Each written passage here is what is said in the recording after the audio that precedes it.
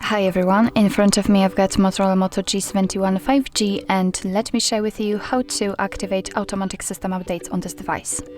So first of all we have to enter the settings, and now let's scroll down to the very bottom in order to find About Phone. It is because first of all we have to enable developer options, because usually they are not active in the devices.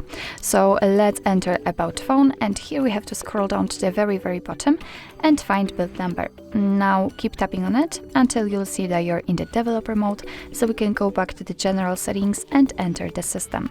And now let's tap on advanced, and as you can see right here we've got the developer options, so let's enter.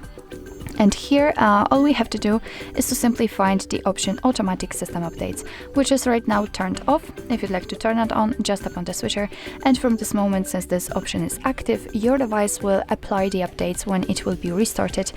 So you do not have to do it manually, you do not have to remember about the updating the device.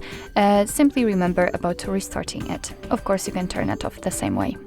So actually this is it. This is how to activate automatic system updates in your Motorola Moto G71 5G. Thank you so much for watching. I hope that this video was helpful, and if it was, please hit the subscribe button and leave the thumbs up.